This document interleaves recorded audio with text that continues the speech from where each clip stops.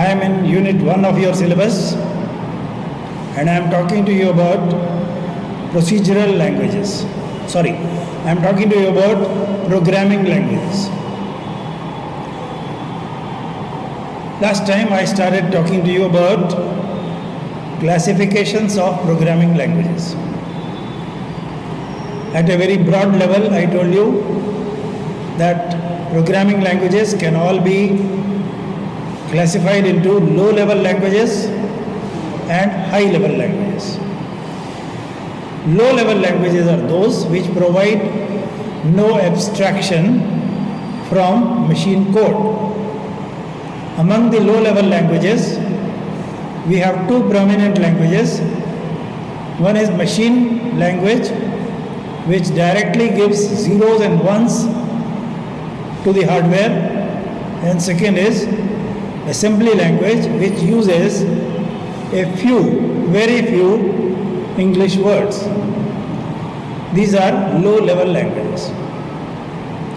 All other languages which we use for programming, they are called high-level languages. Why are they called high-level languages? Because in all these languages, the source code can be written in terms of human language, mostly English.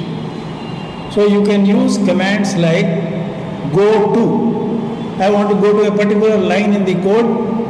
That line number is 101. So I can say go to 101. The execution will start from line 101. I also have another command. Say if else. If x is less than y, then z is equal to 2. If x is equal to y, z is equal to 3. If x is greater than y, z is equal to 4. This will be a command in almost any procedural programming language. So all these high-level languages, they use words from English.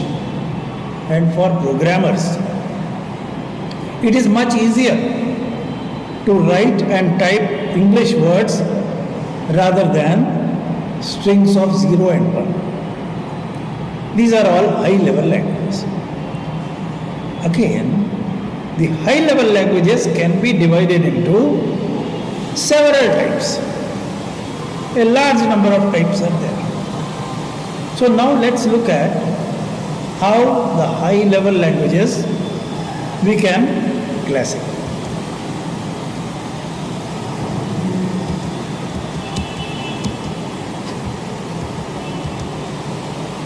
One classification in high-level languages is called procedural language. This is the first type. A procedural language, as the name itself shows, the program follows a set procedure. So you start at a particular place and then from that point onwards you go on writing the code and the code is executed. Typically the code starts like this. You first invoke a library. Libraries are those commands or those sets of commands which are already built into the language compiler. So for input output there could be one library.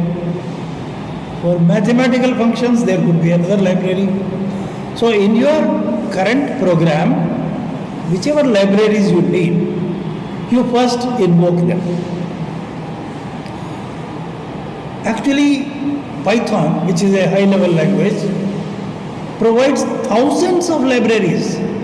Yeah, don't be surprised. Thousands. Practically for every function, you have a separate library. So therefore it is said that programming in Python is very easy. You don't have to struggle with converting an algorithm into the code. It is already done. All that you need to know is which is the library to be used. Very exhaustive libraries are there. One excellent example is TensorFlow. TensorFlow is a library which is used in machine learning. Without this, if you had to write a code in machine learning, it will be very tough. You need to understand a lot of algorithm. But with TensorFlow built into that, it becomes very easy. So all languages will not be so advanced, but all of them will have some built-in libraries. So in every procedural language, we start by first invoking the required library. Then we declare the variables. Let us say X is a variable for me. So I have to tell the program X is what kind of variable? Is it a text? Is it a number? If it is a number, is it an integer or a floating point number with decimals?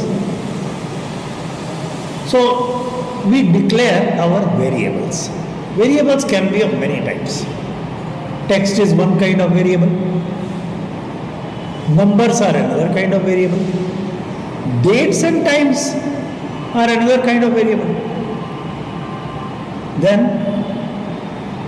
logical variables which can take only two values, 0 and 1. Currency can be a variable because currency will always have a symbol like RS or dollar or euro. So currency can be a variable type. Like that, you first declare the variables. After that, you declare the constants. There will be some constants which you want to use. Many of the constants are already available in the language.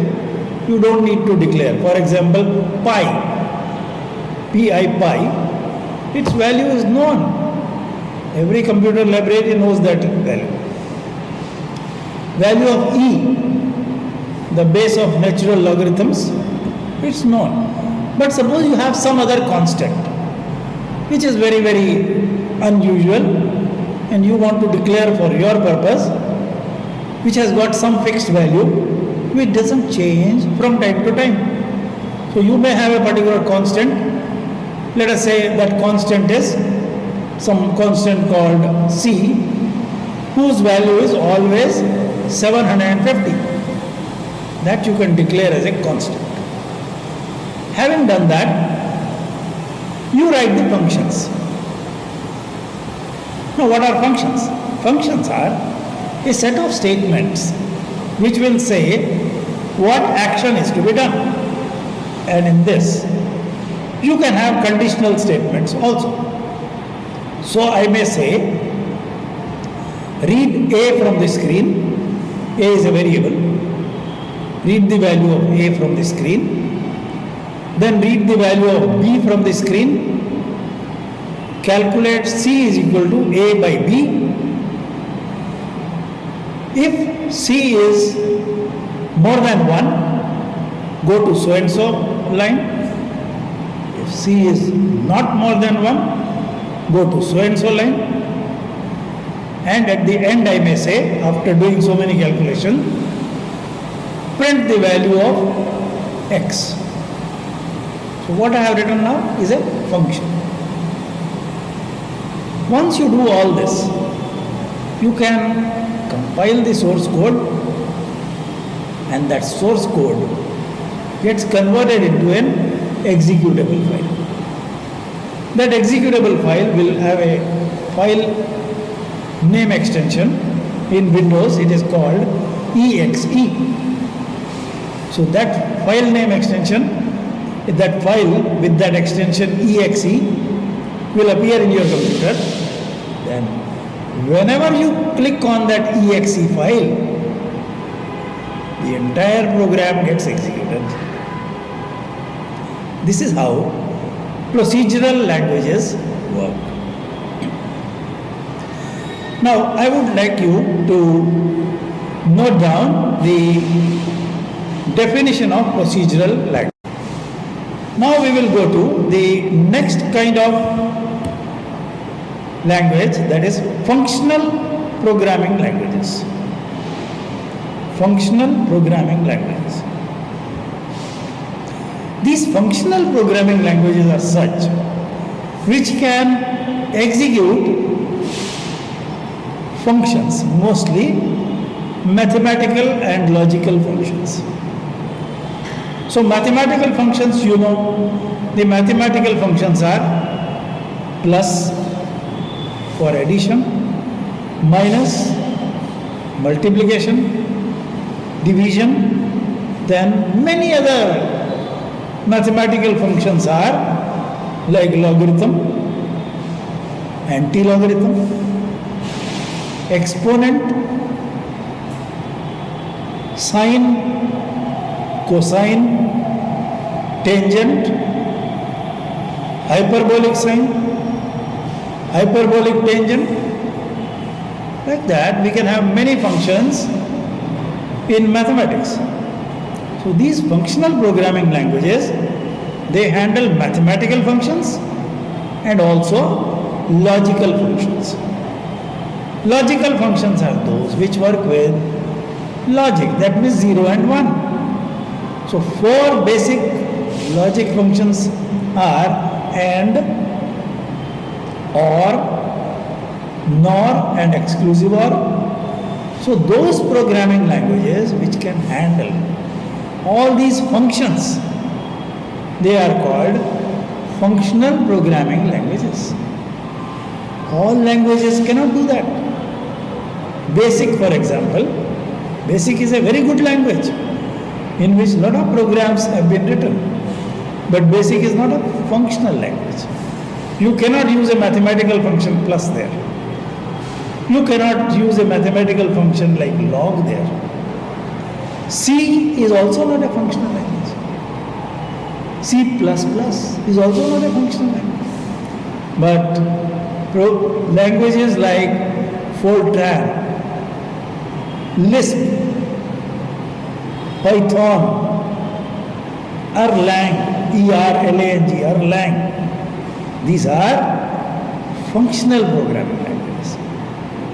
They can handle mathematical and logical functions.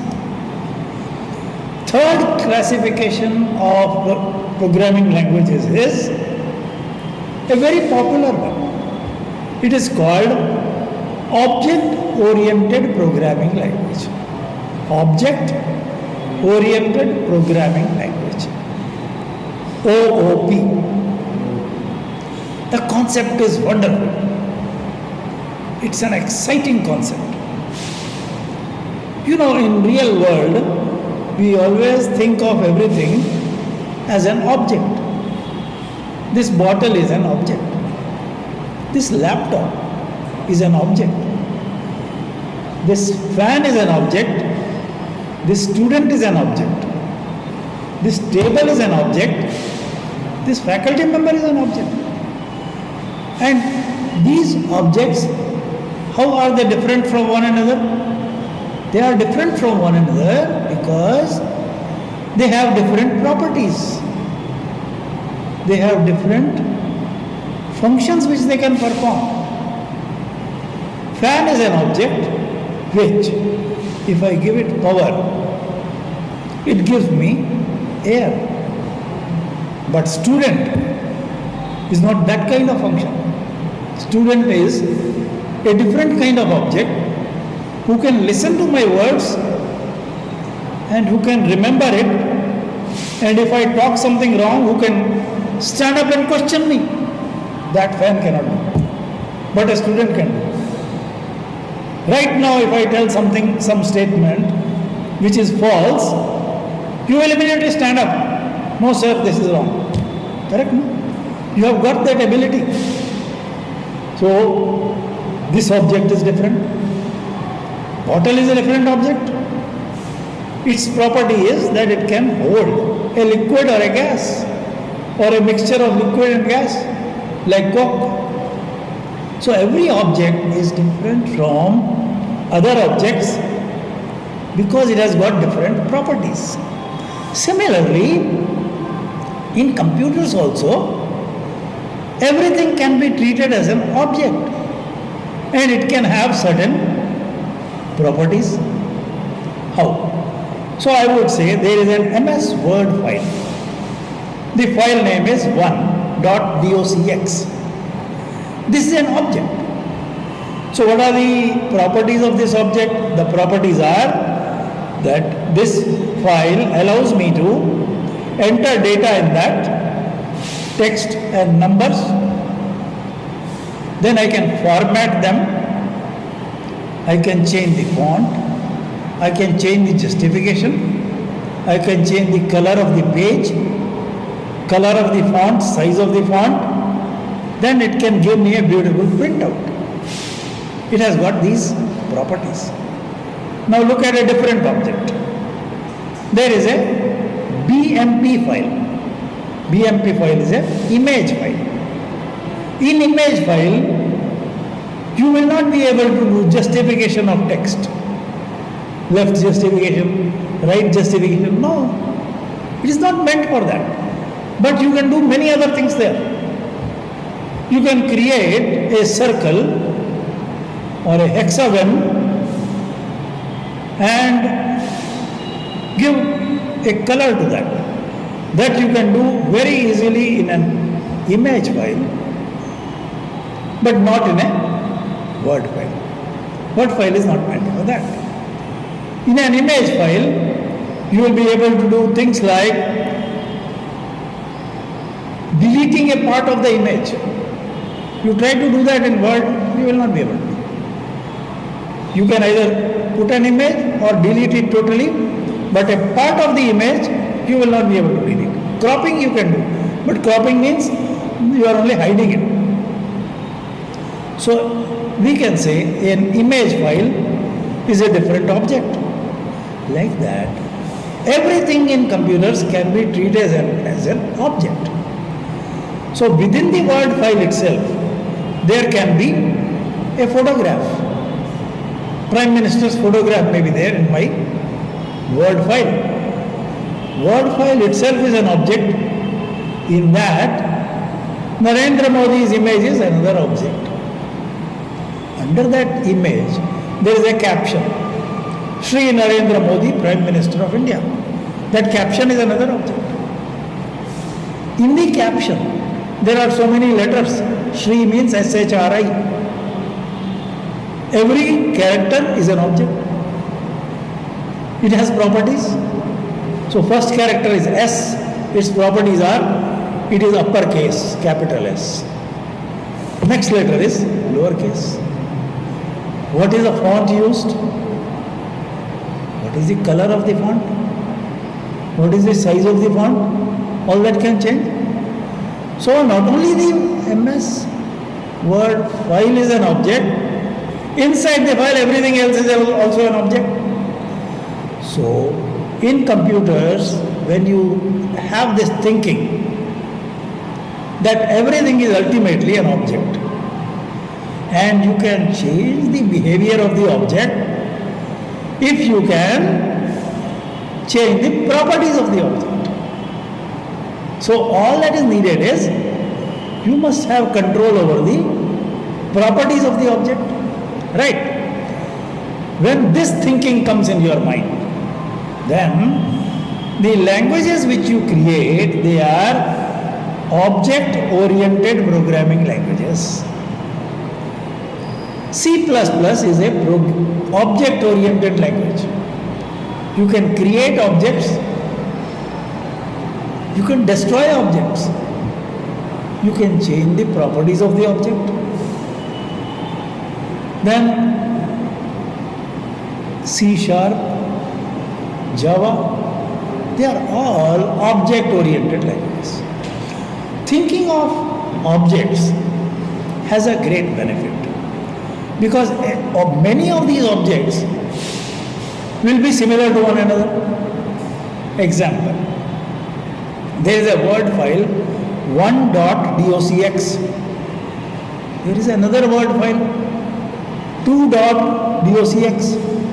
Don't you think both are similar? The content may be different, but the objects are similar. That means if we can create a class, master class, a kind of template, from that I can derive any number of objects. That template, that design is called a class. So object is always derived from a class. So you can have a class.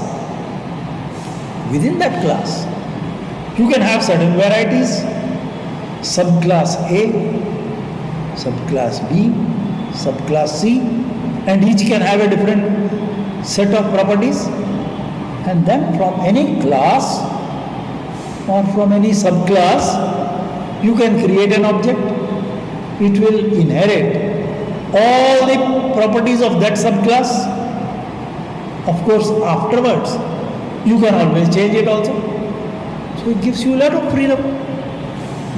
So this kind of thinking in programming gives you object-oriented programming. Today, most of the languages which we use, they are object-oriented. So this gives great benefit to us because we don't have to do the same coding repeatedly. We can take the class, from that class I can create an object. So even in a Windows, for example, I right click on the desktop. It says what do you want? Create a new text file, new MS Word file. When I do that, what am I doing? There is a class already existing for MS Word file. From that class, one object is created. And that is displayed to me. From the same class, I can create any number of objects. There is no bar. There is no limitation on that. It is like creating mirror images. You are one person. I keep a mirror there, one image is created. One more image I can create here by keeping one more mirror, third mirror. All these images are created from the same original. You are the class. These are the objects. And these objects I can destroy as and when I want. Nothing happens to the original. Original will remain as it is. Objects I go on creating, modifying, deleting also. No problem. This is a great benefit. So, all these languages like Java, C++, Ruby, they are object-oriented programming languages. So this is the third classification. Today we have talked about procedural, functional and object-oriented programming languages. The fourth type is called visual programming languages. Visual programming languages. These are also very interesting languages because in these languages you can create visually visible objects. For example, I want an OK button on the screen. A button should have this much, this shape. Do I want a round button or a rectangular button?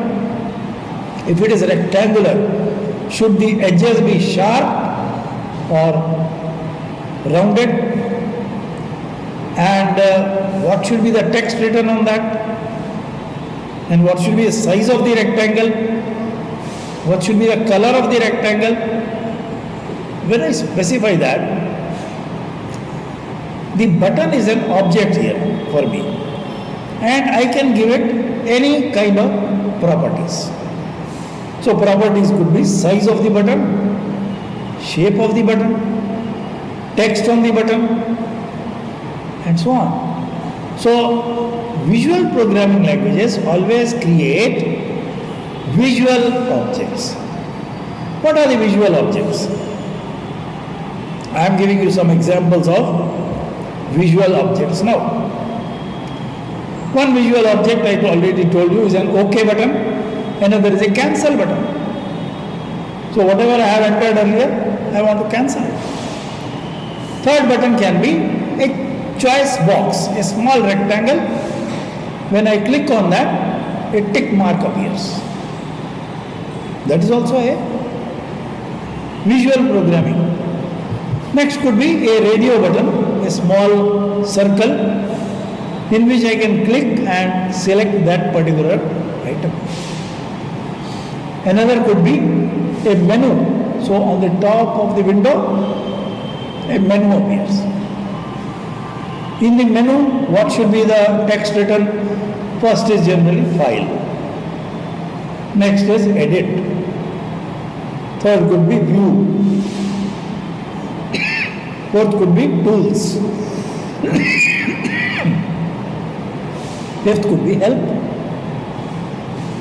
So I can create a menu. For each menu, I can create a submenu. So for the first menu of file, I would say new, open, save, save as, print.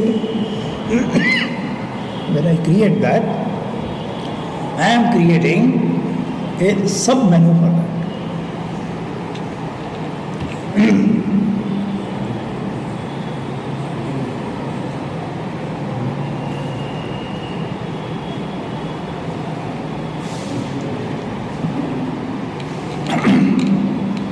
After that, for every sub-menu, I can create a sub-sub-menu. Sub-menu of the sub-menu. For example, in a media player file, which is playing videos, one menu item could be play. In that sub-menu would be play speed. And for play speed, I can have a further sub-menu, slower, normal, faster. So speed can be slow, normal or fast. Another could be audio volume. Increase the volume, decrease the volume. These are sub-menus of the sub-menus. Or I could have something like a sliding control. For a volume control, for a video player, I can show the volume as a slider. With mouse, I can pull it to the left to reduce the volume, to the right to increase the volume. Or I can have a kind of calendar control where a date is to be filled up. So I can say click on the main box, calendar will drop down. In the calendar, if you go right, the months will increase. If you go left, the months will decrease. Then when you come to the correct month, click on the date, that date will be entered. So you need not type the date. And you need not have any doubt about what is the day on that date and all that. Nothing. Everything is visible in front of you. So when I create such visual controls, for that I need a visual programming language. The problem with visual programming languages is it creates only the graphic output. But what happens? What is the behavior of that item? That is to be again programmed separate. For example, when I say that there is a slider control for volume. So which side is low volume, which side is high volume, all that has to be specified separately. Or in a database, when I say if you click on the left side, the number of record decreases, right side the number of record increases. I may also provide one more button, go to the last record. So all this is to be programmed in the visual programming separately, then only the visual elements work properly on the screen. We have several visual programming languages. The most basic visual programming languages which has been used in Windows is Visual Basic. Windows is based upon Visual Basic because Windows has got a graphic user interface. You have got all the visual elements here. Drag and drop is there. Drag and delete is there. And right click is there to see the context menu. So all this is done through Visual Basic in Windows. Basic Windows is written in C++. That I told you yesterday also. But the graphic elements which you see on the screen, menus, sub-menus, buttons, dialog boxes, message boxes, they are all done in Visual Basic. Visual Basic is one visual programming language. There are others also. Visual C++ is another programming language. That also will be able to create graphic elements for your program. So 4 types of programming languages I have told. Now coming to the 5th type.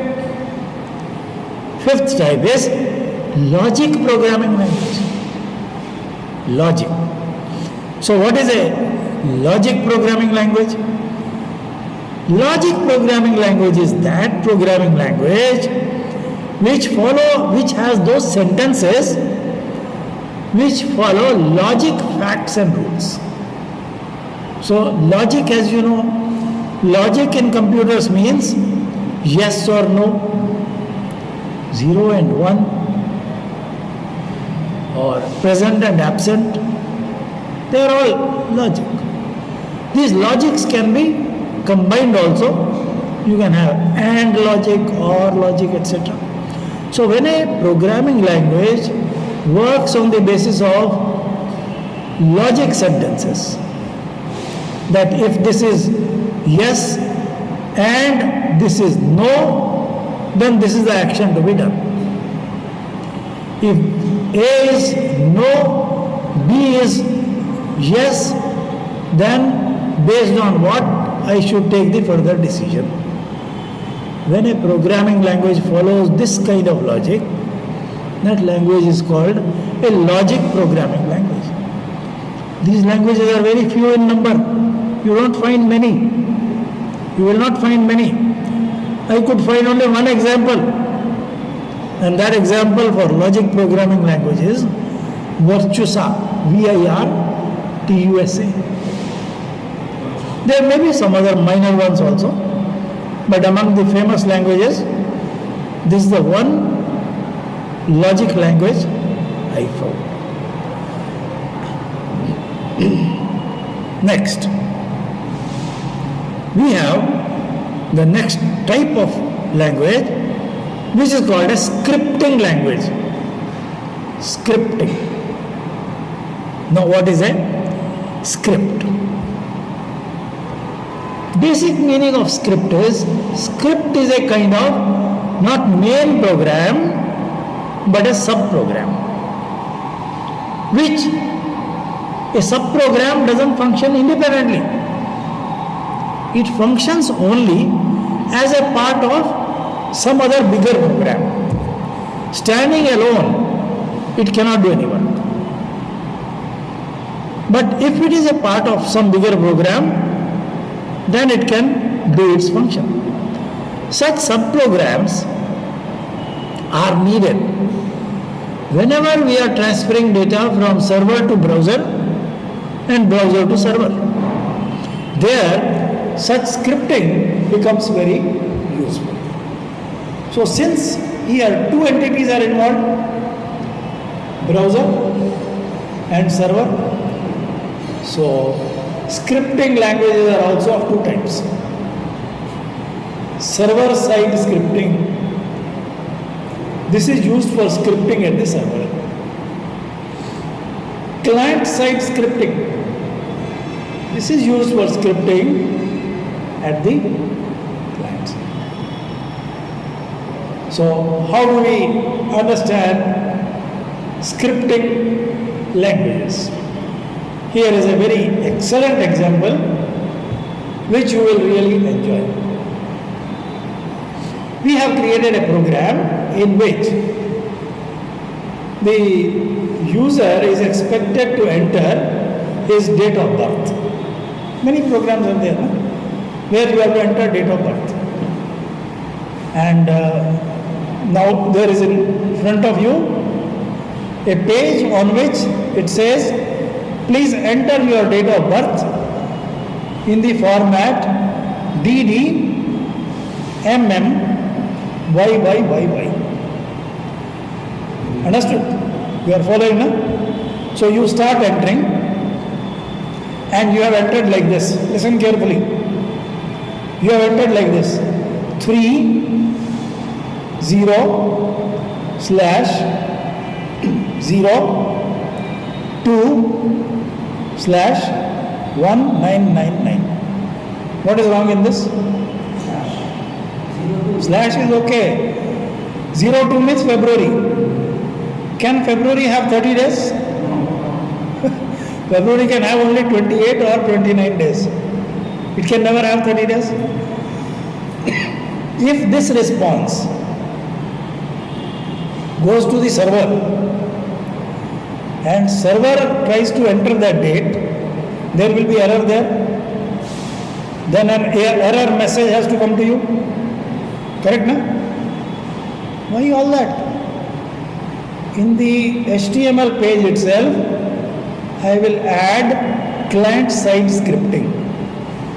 So in client-side scripting, I will say, verify whether this date is valid. If the date is not valid, here itself you will get a message, please enter a valid date. So this has two advantages. First is it saves your time, because instead of the data going to the server and message coming from there, you have to wait for a few seconds at least. Here waiting will not be there. Immediately you will get a response that this is not a correct date. Similarly, let us say there is another field is there which says date of birth I already entered, date of joining. So date of birth you corrected to 28/02/1999. Fine, that is accepted now. Next the field is date of joining. Now listen very carefully. Date of birth is 28/02/1999. Date of joining I am entering like this. 01/01/1998. What is wrong? Why it is wrong? Because date of joining is less than the date of birth. Can I join a job when I am not born? Not possible. So if this information has to go to the server and get rejected there, it's a waste of time. So here itself, I will write a script. Compare the date of joining to date of birth. If difference of date of joining minus date of birth is more than 18 years, accept the date. If it is less than 18 years, reject the date, because less than 18 years we don't take an employee. So like that, this kind of things can be done at the client itself in the HTML page, and this kind of scripting is called client-side scripting. But everything you cannot handle like this. There will be certain things which have to be compared with some other data which is there in your server only, which you cannot get here. Example, if you have entered your account number and then I have to verify which bank branch it pertains to, I need not ask you to enter. That data can come directly, and there I can run a script to check this account number belongs to which branch. So from this you will understand, students, that scripting can be of two types: server side scripting and client side scripting, and both these are called scripting languages. So today what are all the languages we have talked about? Procedural, functional, object oriented, visual programming, logic programming, and scripting languages. This topic will continue in next class also.